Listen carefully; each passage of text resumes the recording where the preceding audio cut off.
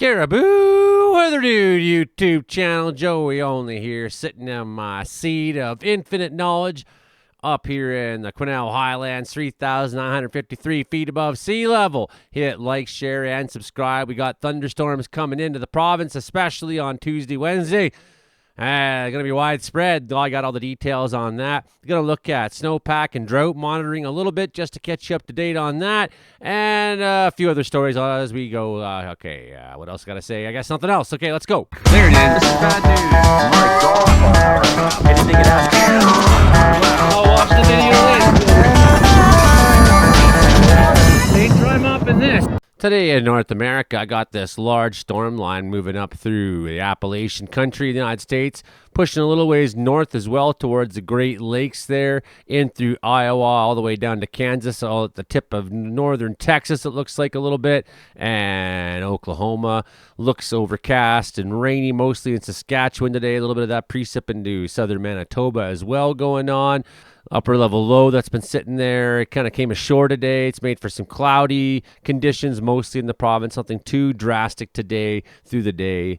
Variable weather today, it seems like, in the province of BC, except for the far north, we're getting a little bit of lightning storms. You can see some of those bubbles popping up there, especially in the Northwest Territories. A little bit of that activity did come into the northeast of BC, but Tuesday is our day. Tuesday is our day for sure. Do have severe storm watch still going on in Fort Liard area. That will probably end sometime in the relatively near future this evening. Special weather statement continues till Tuesday now for the Okanagan Connector, Merritt, Kelowna Highway 3, the Paulson Summit as well, and the Kootenay down there. Coquihalla Highway, Hope to Merritt, all those high places. Highway 3, Princeton via Allison Pass. A cool air mass has settled over the British Columbia interior with snow falling over the highway passes. Levels have risen to 1,500 meters. The snow has changed to rain on the summits of the Coquihalla Highway and Highway 3, Princeton Allison Pass. Meanwhile, temperatures remain near zero, and snow continues to fall in the Okanagan Connector, Merritt to Kelowna on Highway 3, Paulson Summit to Kootenay Pass at different times. And it is possible that some of that mixy weather, crappy weather is going on. Looks like a little bit of rain happening in Kelowna right now. Other than that, not too much happening in BC or Alberta. Saskatchewan taking rain, like we said. Still got that special weather statement up there for air quality, despite the fact there's some rain south of there. Most of the fire activity today continues to be in that north part of Saskatchewan throughout Western Canada. We look at what's going on with the satellite infrared. We see a couple hot spots up there in Alberta, but that's probably related to the tar sands right in Fort McMurray. The only really active fires we see are these guys in Saskatchewan, the Camp Fire, the Shoe Fire down in Narrow Hills Provincial Park, right at the edge of some farmland there, not far from Nipawin, Saskatchewan. A couple other hot spots up and around. Looks like the fire at the Paw has really settled down. Not seeing much for activity there, except for this one little flank way far in the north, I'm sure is connected to that same fire. I think that's how far it ran north. Nonetheless, throughout the rest of Manitoba, things are pretty quiet on the fire situation there. A couple hot spots on this guy out there at Metcalf Lake. Other than that, though, pretty quiet in Western Canada, pretty quiet. Taking some big rain in Quebec since Saturday evening at Casa Pascal, 82 mils, St. Alexis de Montepedia, 74 mils, Pointe de Mont, 60 mils. Big time rainfall through Quebec. Here's the drought monitoring summary. Speaking of heavy rainfall for BC, it doesn't look too bad for a lot of us so far because we are keeping with the down weather at least, although we're not really getting the precip that we want, and it seems like the piece is still really in that category 4 drought up there, category 3 for the Fort Nelson area and Vancouver Island as well. Significant 30-day precipitation deficits in the northeast and southern coastal areas. Stream flows declining in snow-dominated systems where seasonal snowpack has melted. Many rainfall-dominated systems experiencing rapid decline in stream flows due to sustained precipitation deficits. Continued high stream flow in snow melt-fed systems where snowpack is remaining. No high stream temperature concerns in the West Coast region anytime soon. Reports of low dugout levels and lowest on record stream flow in Kiskatnaw River in the northeast, so very, very dry.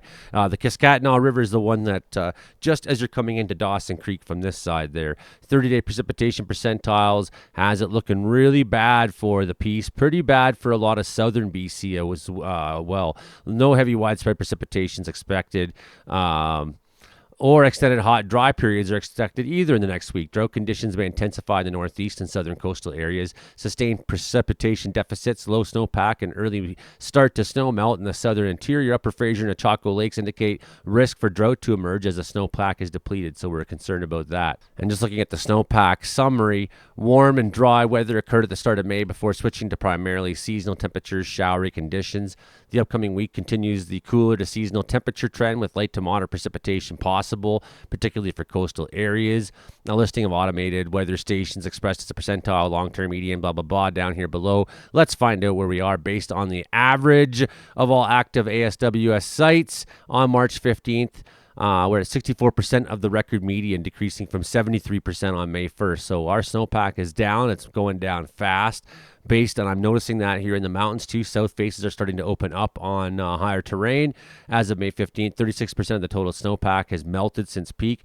Typically 21% of the snowpack melts by May 15th. So we've had much more melting than usual. So no, we're not concerned about flood risks in June, especially through the Chilcotin, where it's exceedingly dry, where they had, bugger all for snowpack this year. Monday evening, things remaining kind of cool-ish in the interior, getting down, may see some freezing at the higher elevations, may get some frost even in the lower elevations with a little bit of this moisture around that will help make the frost. That precipitation continues tonight in Saskatchewan. A little bit there dumping up in the northeast and dumping into the Yukon and Northwest Territory border. That's good news. A little bit of rain down there in southeastern BC looks like good news. We're going to start seeing our thunderstorms pop up here now around 1 o'clock in the afternoon. And it may start sooner, but it's not out of the question that Cranbrook, you may have some lightning that's embedded in some of this rainfall there. You may get the sun come push things together a little bit, stack the clouds up and get some lightning there. Down south, the trail is possible as well.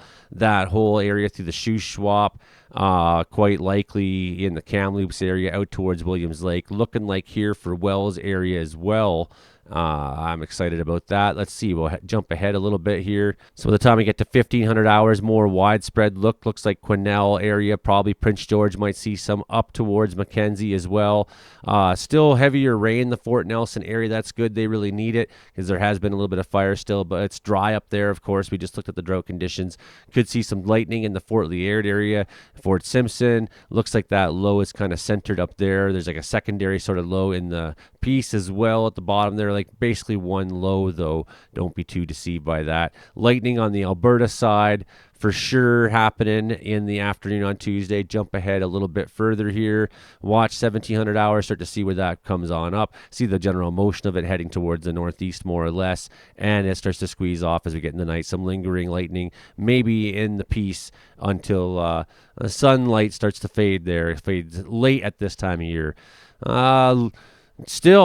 Still kind of crappy conditions. Nice to see a little bit of rain happening in northeastern Alberta.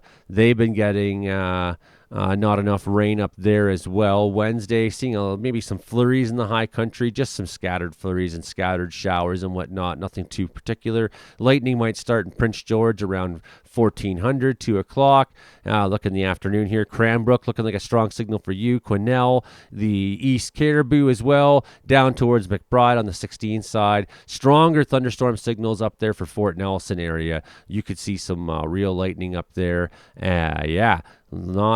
Not good for them. They need more rain than they do lightning. That looks like not enough rain in that is what I'm seeing. So that's what we have the next 2 days on tap just for thunderstorms.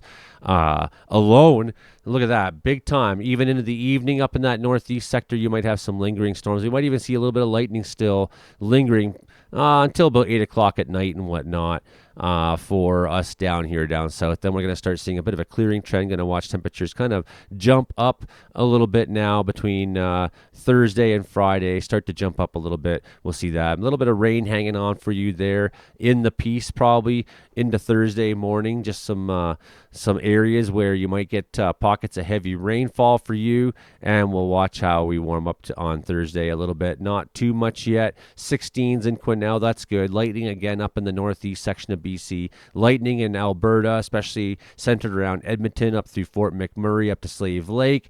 That's happening for you. 17 degrees still in Kelowna as the day ends. That's nice. And then Friday looking like maybe the nicest day this week, into the 20s in southern BC. Looking forward to that. We deserve a bit of that. But then the next system is moving in at that point, and we don't get much of a break with the good weather before the bad weather returns for us once again. So again, Tuesday, foothills up through Alberta side, Calgary to Red Deer, Hinton, maybe seeing a little bit Grand Prairie area, maybe seeing a few in the foothills there.